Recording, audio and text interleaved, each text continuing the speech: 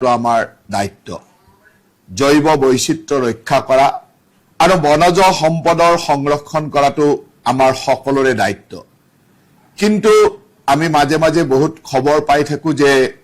এই ধৰণৰ বহু কাম যিকে প্ৰকৃতিক সুৰক্ষাত অসুবিধা কৰে বনজ সম্পদ ধ্বংস কৰে এনেকুৱা কাম কিছু চলি থকাৰ বাতৰি আমাক কেতিয়াবা চিন্তিত কৰে বন বিভাগৰ দায়িত্ব লোৱাৰ পিছত মই ভাবো যে বন বিভাগৰ মন্ত্ৰী হিচাপে মোৰ এক দায়িত্ব আৰু সেই কাৰণে যোৱাকালি আমি আমাৰ মাননীয় মুখ্যমন্ত্ৰী ডক্টৰ হিমন্ত বিশ্ব শৰ্মা ডাঙৰীয়াৰ নিৰ্দেশক্ৰমে এটা খুব কঠোৰভাৱে আমাৰ বিভাগটোক আমি নিৰ্দেশনা দিছো যাতে বিভাগে আমাৰ অসমৰ সকলো ঠাইতে থকা অবৈধ কাঠৰ মিলবিলাক অতি শীঘ্ৰে বন্ধ কৰিব লাগে এই কাঠৰ মিলবিলাকত বিভিন্ন বনাঞ্চলৰ পৰা অহা কাঠসমূহ চোৰাংভাৱে আহি তাত কাঠসমূহ বিভিন্ন ধৰণে ফলা হয় যাৰ কাৰণে বহু সময়ত চোৰাংভাৱে বনাঞ্চল ধ্বংস হয় সেই কথাসমূহৰ ওপৰত লক্ষ্য ৰাখি আমি যোৱাকালি মাননীয় মুখ্যমন্ত্ৰী ডাঙৰীয়াৰ নিৰ্দেশ কৰ্মে আমি বিভাগৰ প্ৰতিটো ডিভিজনতে ডিএফও সকলক ৰেঞ্জ অফিচাৰ সকলক বা সংশ্লিষ্ট বিষয়াসকলক নিৰ্দেশনা দিছো যে অবৈধ কাঠফলা মিলসমূহ অতি শীঘ্ৰে বন্ধ কৰিব লাগিব জব্দ কৰিব লাগিব যোৱাকালিৰ পৰা আমাৰ এই অভিযান চলি আছে আৰু মই আশা ৰাখিছো যে আমাৰ বিভাগৰ বিষয়া কৰ্মচাৰীসকলে গাঁৱে গাঁৱে প্ৰতিটো অঞ্চললৈকে গৈ বিশেষকৈ যিবিলাক ভিতৰুৱা অঞ্চলত এনেকুৱা অবৈধ কাঠফলা মিল চলি আছে এই অবৈধ কাঠফলা মিলসমূহ জব্দ কৰি অনাটো আৰু তাৰ লগত যিখিনি কাঠৰ সংগ্ৰহ তাত পোৱা যায় এই কাঠসমূহ বৈধ হয় নে নহয় এইসমূহ চোৱাটো দৰকাৰ চৰকাৰে কিছুমান ঠাইত কাঠৰ মিলৰ পাৰমিশন দিয়ে এই কাঠৰ মিলৰ পাৰমিশন দিওতে যি পাৰমিশন দিয়া আছে যিমান সাইজৰ বা যি ব্যৱস্থাৰ কাঠৰ মিলৰ পাৰমিশন দিয়া আছে তাতকে যাতে বেলেগ কোনেও লগোৱা নাই সেই কথাবিলাকক বৈধ কাঠৰ মিলবিলাকত লক্ষ্য কৰিব লাগে বৈধ কাঠৰ মিলত যিসমূহ কাঠ আহে সেই কাঠসমূহৰ প্ৰপাৰ টিপি লৈ আহিছে নে নাই প্ৰপাৰ জিএসটি দি আহিছে নে নাই এই কথাবিলাক চাব লাগে আৰু যিসমূহ অবৈধ কাঠৰ মিল অসমৰ য'ত ত'ত গঢ়ি উঠিছে কাঠফুলাৰ দৰে বিভিন্ন ভিতৰুৱা অঞ্চলত অবৈধ কাঠৰ মিল গঢ়ি উঠিছে এই কাঠৰ মিলবিলাক অতি শীঘ্ৰে বন্ধ কৰি জব্দ কৰি আনিব লাগে আৰু এইবাৰ আমি এটা নিৰ্দেশনা দিছো যি অঞ্চলতে বিভাগীয় আমাৰ বিষয়াসকলে এই মিল জব্দ কৰি নানিব তাৰ পিছত যদি সেই অঞ্চলত মিল আমাৰ দৃষ্টিগোচৰ হয় তেতিয়ালে সেই বিষয়াজন বা সেই অঞ্চলৰ সংশ্লিষ্ট বিষয়াজন তাৰ কাৰণে দোষাৰোপযুক্ত হ'ব আৰু তেওঁৰ ওপৰত আমি বিভাগীয়ভাৱে ব্যৱস্থা ল'ম আমি সকলো বিভাগীয় ডিএফও ৰেঞ্জ অফিচাৰসকলক নিৰ্দেশনা দিছো যে আপোনালোকৰ অঞ্চলত থকা অবৈধ কাঠফলা মিলসমূহ অতি শীঘ্ৰে বন্ধ কৰক আৰু আপোনালোকে নিজে সেই অঞ্চলসমূহলৈকে গৈ অবৈধ কাঠফলা মিলবিলাক সিজ কৰি লৈ আহক তাত থকা অবৈধ কাঠসমূহ সিজ কৰি আনি তাৰ সম্পূৰ্ণ ফটোগ্ৰাফ তাৰ জিঅ' টেগিং ফটোগ্ৰাফ আমালৈ পঠাই থাকক ইতিমধ্যে বহুখিনি ফটো আহিছে আৰু প্ৰতিটো দিনেই কিমান কাঠফলা মিল আপুনি বন্ধ কৰিছে প্ৰতিজন বিষয়াই ৰেঞ্জ অফিচাৰৰ ডিএফও বন্ধ কৰিছে ৰেঞ্জ ওয়াইজ ডিভিজন ওয়াইজ তথ্য আমাক দি থাকিব লাগিব আৰু 100% অবৈধ কাঠফলা মিল বন্ধ হ'ব লাগিব যিসমূহ বৈধ মিল আছে তাতো বৈধভাৱে স্বীকৃত মেচিন আছে নে নাই তাতকৈ কিবা বেলেগ মেচিন লগাইছে নে নাই অতিৰিক্ত মেচিন লগাইছে নে নাই লগাইছে নেকি বা তাত যিসমূহ কাঠ আনিছে সেই কাঠসমূহৰ প্ৰপাৰ টিপি আছে নে নাই প্ৰপাৰ ইউএ বিলেৰে তেওঁলোকে জিএসটি পেড কৰি আহিছিল নে নাই সেই কাঠসমূহ চেক কৰিব লাগে আৰু এই কামটো মিছন মুডত যোৱাকালিৰ পৰা আমি আৰম্ভ কৰিবলৈ নিৰ্দেশনা দিছিলো আৰু ইতিমধ্যে আমাৰ বিভিন্ন বিষয়াই কামটো কৰি আছে কিন্তু মোৰ বিভাগৰ ওপৰত বিশ্বাস আছে যে 100% কাঠৰ অবৈধ কাঠফলা মিল যাতে বন্ধ কৰিব পাৰে তাৰ কাৰণে আপোনালোকে কাম কৰক আৰু যি বিষয়াই এই কামটো সঠিকভাৱে নকৰিব আৰু যি অঞ্চলতে ভৱিষ্যতে এনেকুৱা ধৰণৰ অবৈধ কাঠফলা মিল পোৱা যাব সেই অঞ্চলৰ সংশ্লিষ্ট বিষয়াজন তাৰ কাৰণে দোষযুক্ত হ'ব আৰু তেওঁক আমি ব্যৱস্থা গ্ৰহণ কৰিম যদি তেওঁৰ অঞ্চলত সেই ৰেঞ্জত যদি কাঠফলা মিল চলি থাকে সেই ডিভিজনত যদি কাঠফলা মিল চলি থাকে তেতিয়ালে তাৰ সংশ্লিষ্ট ৰেঞ্জ অফিচাৰজন সংশ্লিষ্ট ডিএফও জন তাৰ কাৰণে দোষত পৰিব আৰু তেওঁৰ ওপৰত আমি বিভাগীয়ভাৱে ব্যৱস্থা ল'ম গতিকে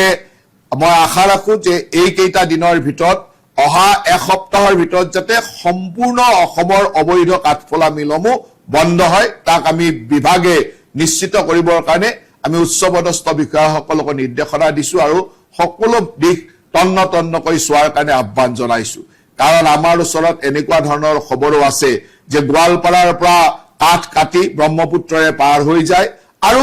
এনেকুৱা ভিতৰুৱা অঞ্চলত বিশেষকৈ বাগবৰ ইত্যাদিৰ বহুত ভিতৰুৱা অঞ্চলত অজস্ৰ এনেকুৱা কাঠফলা মিল সৃষ্টি হৈছে যিয়ে এই ধৰণৰ বন ধ্বংস কামত ব্যৱহৃত হয় গতিকে বনাঞ্চল আমি ধ্বংস কৰিব দিব নোৱাৰো অসমৰ বনাঞ্চল ৰক্ষা কৰাটো আমাৰ দায়িত্ব আৰু আমাৰ সংশ্লিষ্ট বিষয়াসকলে এই কথাটোত অত্যন্ত গুৰুত্ব সহকাৰে চাব আৰু যিয়ে ইয়াত গুৰুত্ব নিদিব বিভাগটো তেওঁলোকৰ ওপৰত যথেষ্ট কঠোৰ হ'ব গতিকে মই এই ফেচবুক লাইভৰ জৰিয়তে সকলো বিভাগীয় বিষয়া সংশ্লিষ্ট বিষয়াসকলক এই যে আমাৰ বিভাগৰ পৰা নিৰ্দেশনা গৈছে এই নিৰ্দেশনাটো আপোনালোকক ইয়াৰ পৰাই আৰু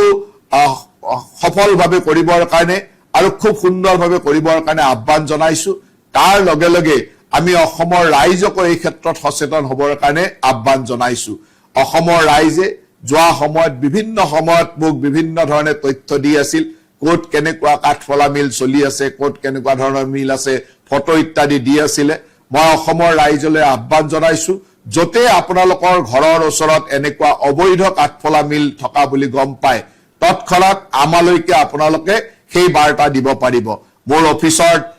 ইমেইলত মোৰ অফিচৰ নাম্বাৰত বিশেষভাৱে এটা বিশেষ নাম্বাৰ মই আপোনালোকক কৈ দিছো সেই নাম্বাৰটো হ'ল 9435204444 এই নাম্বাৰটো হ'ল 9435204444 এই নাম্বাৰটোত আপোনালোকে এনেকুৱা ধৰণৰ অবৈধ কাঠফলা মিল যদি কৰবাত চলি আছে তাৰ ফটো তাৰ তথ্য আপোনালোকে পঠাই দিব আপোনালোকৰ কথাখিনি আমি গোপনে ৰাখি আমি সুন্দৰভাৱে এই মিলসমূহ বন্ধ কৰা কামত আমাৰ বিষয়াসকল নিয়োজিত হ'ব আৰু এই কাঠফলা মিলৰ লগত আমাৰো যদি কোনোবা বিষয়া ভিতৰুৱা গোপন মিতিৰি কৰি চলাই থকাৰ খবৰ আপোনালোকে পায় সেই তথ্য আমাক দিব যাতে আমি যথেষ্ট কঠোৰ হ'ব পাৰো কাৰণ অসমত অবৈধ কাঠফলা মিল থাকিলে আমাৰ বিভিন্ন অঞ্চলত বনাঞ্চল ধ্বংস হৈ থাকিব আৰু বনাঞ্চল আমি ধ্বংস হ'ব দিব নোৱাৰো বনাঞ্চল ৰক্ষা কৰাটো আমাৰ দায়িত্ব সেই কাৰণে আজিৰে যোৱাকালিৰে পৰা আমাৰ এই অভিযান চলিছে অহা এসপ্তাহ ধৰি পুৰা মিছন মুডত এই অভিযান চলিব আৰু মই বিষয়াসকলক নিৰ্দেশনা দিছো যাতে আপোনালোকে সম্পূৰ্ণ দায়বদ্ধতাৰে এই কামখিনি কৰি 100% অবৈধ কাঠফলা মিল যাতে আপোনালোকে বন্ধ কৰে তাৰ কাৰণে কাম কৰক আৰু এটা কথা আপোনালোকক জনাই থওঁ যে আমি এতিয়া এণ্ড ইউজাৰলৈকে য'ত শেষ স্তৰত যোনে ব্যৱহাৰ কৰে তালৈকে আমি লক্ষ্য ৰাখিম কাৰণ সেই অবৈধ কাঠফলা মিলত যি কাঠ আহিছে সেই কাঠৰ যদি প্ৰপাৰ টিপি নাই প্ৰপাৰ জিএসটি বিল নাই আনকি বৈধ মিলতো যদি প্ৰপাৰ টিপি আৰু জিএসটি নোহোৱাকৈ কাঠ আহে তাকো আমি লক্ষ্য ৰাখিম কাৰণ এণ্ড ইউজাৰ বিলাকক আমি এতিয়া লক্ষ্য হিচাপে ল'ম ৰাস্তাত চোৰাংভাৱে ট্ৰেনজিট কৰি কোনোবাই যদি কাৰোবাৰ তাত লৈ গৈ দিছেও সেই কাঠৰ দোকান বা কাঠৰ অঞ্চলসমূহতো আমি এণ্ড ইউজাৰ বা শেষত যোনে ব্যৱহাৰ কৰে শেষ ব্যৱহৃতকাৰীজনক আমি চাবলৈ চেষ্টা কৰিম আৰু তেওঁলোকো দোষযুক্ত হ'ব কাৰণ তেওঁলোকে প্ৰপাৰ টিপি নথকা বা ট্ৰেনজিট পাছ নথকা বা প্ৰপাৰ জিএসটি নথকা কাৰ্ড জিএসটি নিদিয়া কাৰ্ড ব্যৱহাৰ কৰাটো আইনসম্মতে দণ্ডনীয় আৰু সেই আইন তেওঁলোকৰ এণ্ড ইউজাৰ যা শেষৰ ব্যৱহাৰকাৰীজনৰ ওচৰতো সেই আইন প্ৰয়োগ কৰা হ'ব বা প্ৰযোজ্য হ'ব গতিকে সকলোৱে কাঠৰ ক্ষেত্ৰত প্ৰপাৰ টিপি চালান থকা আৰু প্ৰপাৰ জিএসটি দিয়া কাঠ যাতে ব্যৱহাৰ কৰে তাৰ কাৰণে আপোনালোক সচেতন হ'ব আমাৰ বিভাগক ইতিমধ্যে এই কেইদিন আমি অবৈধ কাঠৰ মিল